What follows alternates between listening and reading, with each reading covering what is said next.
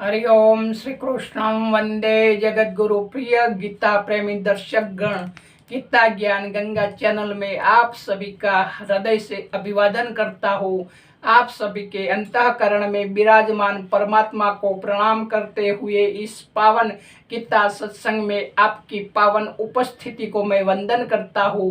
मेरा यह विनम्र प्रयास है कि श्रीमद् भगवद गीता के दिव्य श्लोक का मर्म गुजराती भाषा में सरलता से आप तक पहुंचा सकूं, जिससे हम सब जीवन ज्ञान भक्ति और धर्म के पथ पर अग्रसर हो सके। तो आइए हृदय से जय जयकार करें कि कृष्ण कन्हैया लाल की जय, गीता ग्रंथ की जय। वाला मित्रों, આજે ભગવાનની દિવ્ય વાણી ગીતા ગ્રંથનો અધ્યાય 7 જ્ઞાન વિજ્ઞાન યોગ શ્લોક નંબર 29। जरा मरण मोक्षाय मामाश्रित्य यतन्ति ये ते ब्रह्म तद्विदु कृष्ण ममध्यात्मं कर्म चाखिलम। જેવો મારા આશ્રયે આવીને ગળપણ અને મરણથી છૂટવા માટે પ્રયત્ન કરે છે, તેવો એ બ્રહ્મને, સંપૂર્ણ આધ્યાત્મને તથા સર્વ કર્મોને જાણે છે। મિત્રો, ભગવાનની દિવ્ય વાણી ગીતા ગ્રંથનું પૂરી શ્રદ્ધા અને ઈમાનદારીથી શ્રવણ કરીએ કે 29મા શ્લોકમાં ભગવાન મામ્યાશ્રિતા પદ્મો મદાશ્રયનો અને યતંતી પદમાં યોગ યુજન્મનો ને યુક્ત ચેતસ પદમાં મમ્યાસક્તા મનાનો ઉપસંહાર કરવામાં આવ્યો છે।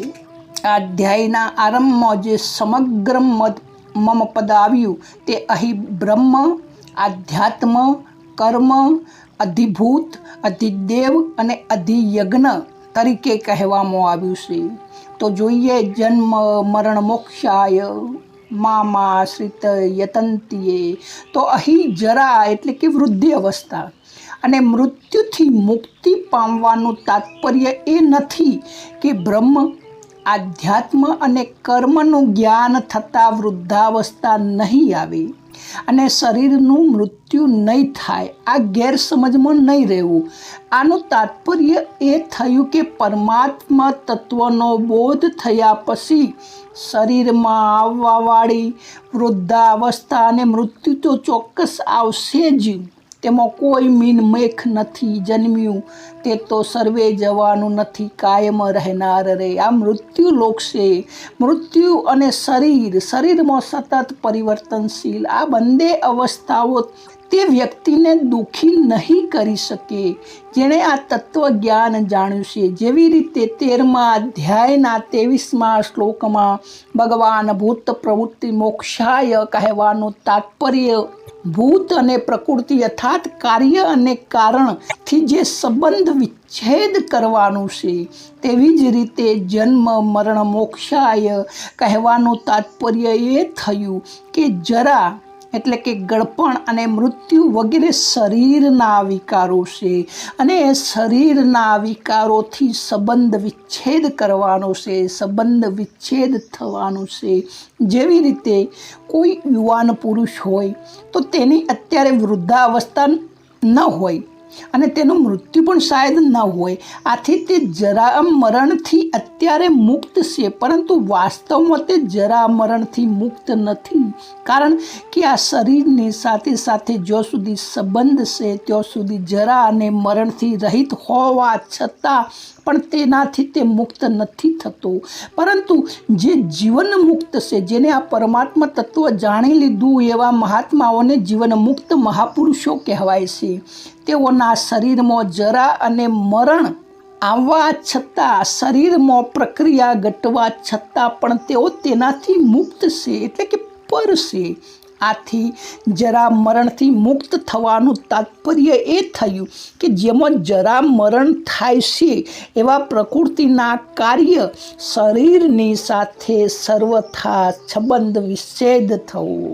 તો મિત્રો, આ બહુ સમજવાની વાત છે, સૂક્ષ્મ વાત છે કે શરીર સાથે તમારો સંબંધ શરીરના કાર્ય પ્રકૃતિનું કાર્ય શરીર છે અને શરીરના સાથે જે વિકારો છે તેની સાથે તમારો જે સંબંધ જોડાયેલો છે એના કારણે તમે મોટા થયા, યુવાની આવી, ગળપણ આવ્યું, મૃત્યુ આવ્યું, આ બધું જે માનો છો, તો આ પ્રકૃતિના કાર્યોની સાથે જ્યારે તમારો તત્વજ્ઞાન થયા પછી સર્વથા સંબંધ વિચ્છેદ થઈ જશે, સંબંધ તૂટી જશે, કારણ કે તમે જાણી લીધું કે તમે શરીર નથી.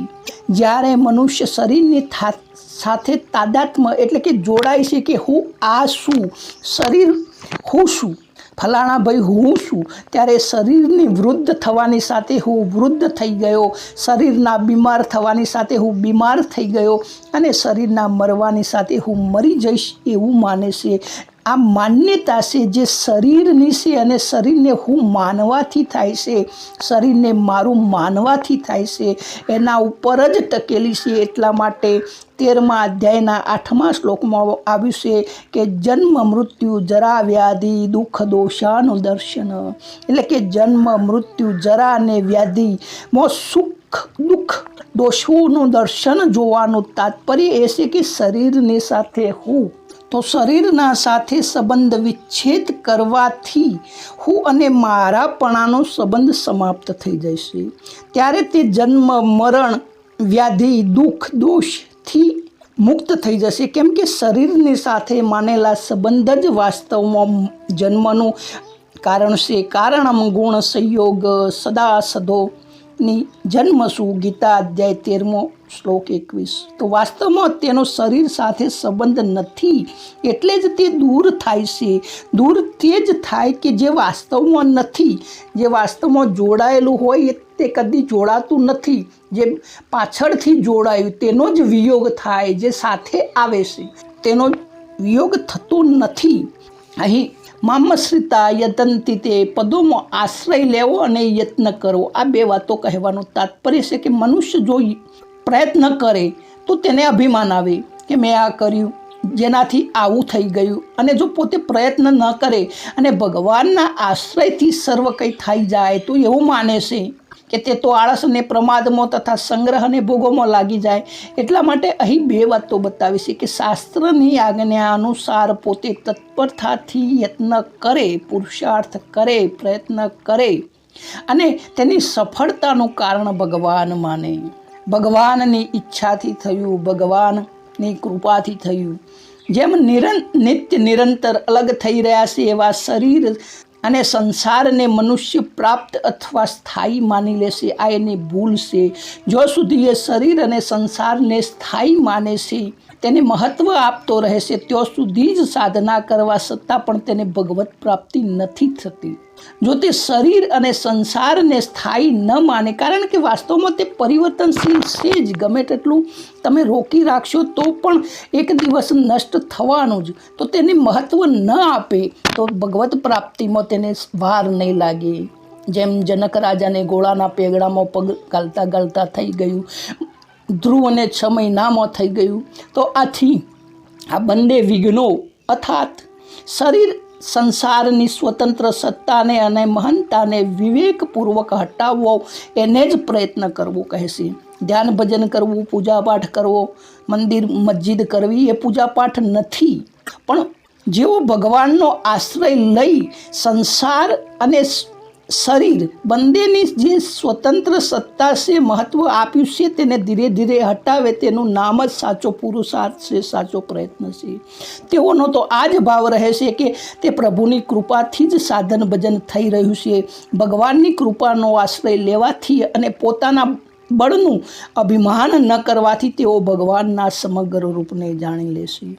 જેઓ ભગવાનનો આશ્રય ન લઈ પોતાનું કલ્યાણ ઈચ્છીને પ્રયત્ન કરે છે, પોતપોતાની સાધના અનુસાર, પોતપોતાની મતિ અનુસાર ભગવત સ્વરૂપનો બોધ તો થઈ જાય ચલો, પરંતુ ભગવાનના સમગ્ર રૂપનો બોધ તેઓ પામી શકતા જ નથી. જેવી રીતે કે કોઈ પ્રાણાયામ વગેરે દ્વારા યોગનો અભ્યાસ કરે તો તેને અણીમાં ગણીમાં અષ્ટસિદ્ધિઓ મળે, અને તેનાથી પર થતાં, તેને છોડી દેતા, તેનાથી અલગ થતાં જ પરમાત્માના નિરાકાર સ્વરૂપનો બોધ થાય છે, અથવા પોતાના સ્વરૂપમાં સ્થિત થાય. તેવી જ રીતે બૌદ્ધ, જૈન વગેરે સંપ્રદાયોના અનુયાયીઓ જેટલા પણ મનુષ્યો છે તેઓ ઈશ્વરને ચલો નથી માનતા, તો પણ તેઓ પોતપોતાના સંપ્રદાયના સિદ્ધાંતોને તો અવશ્ય માને છે અને તે અનુસાર સાધના કરી સત અસત જડ ચેતન સંસાર સાથે સંબંધ વિચ્છેદ કરી વિમુખ થઈને ભગવાનનો આશ્રય લઈ પ્રયત્ન કરે છે. તેઓ ભગવાનના સમગ્ર સ્વરૂપનો બોધ થઈ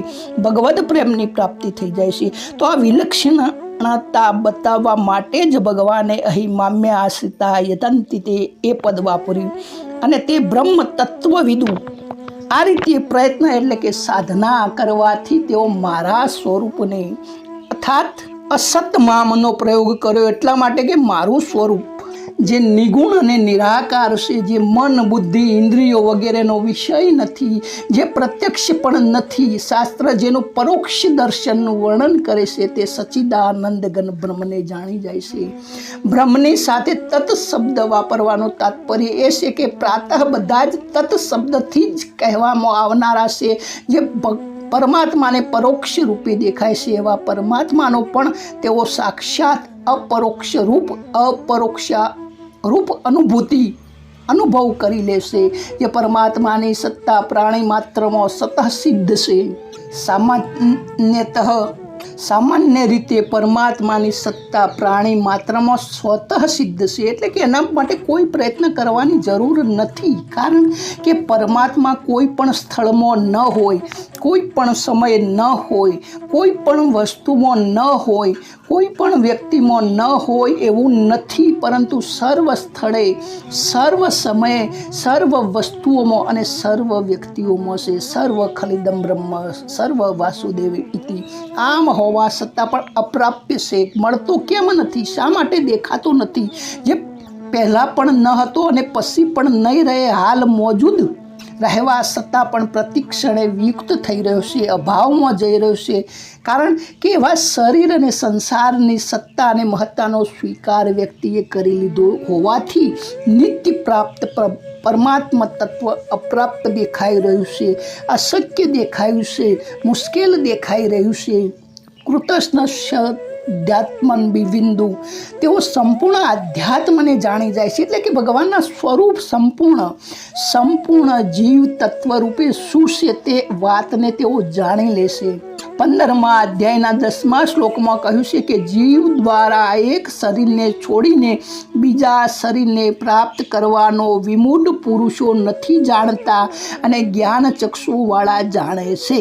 એને જાણવાનું તાત્પર્ય એ નથી કે જીવ કેટલા છે, તેઓ શું કરે છે, તેમની શું ગતિ થઈ રહી છે, અને જાણી જાય છે. ફક્ત એટલું જ કે આત્માથી શરીર અલગ છે એ તત્વથી જાણી જાય છે અથવા અનુભવ કરી લેશે. ભગવાનના આશ્રયથી સાધકનો જ્યારે ક્રિયાઓ અને પદાર્થો સાથે વિચ્છેદ થઈ જાય છે ત્યારે તે આધ્યાત્મ તત્વને એટલે કે પોતાના સ્વસ્વરૂપને જાણી લેશે.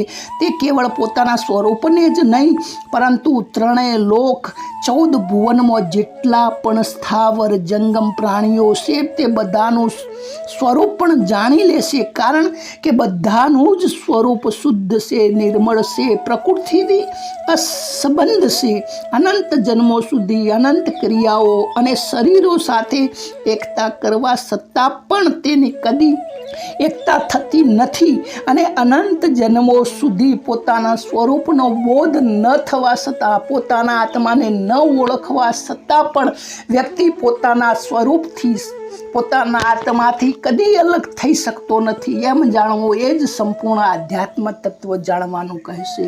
કર્મ ચાખિલમ વિદુ કે તેઓ સઘળા કર્મોના વાસ્તવિક તત્વને જાણી જાય છે.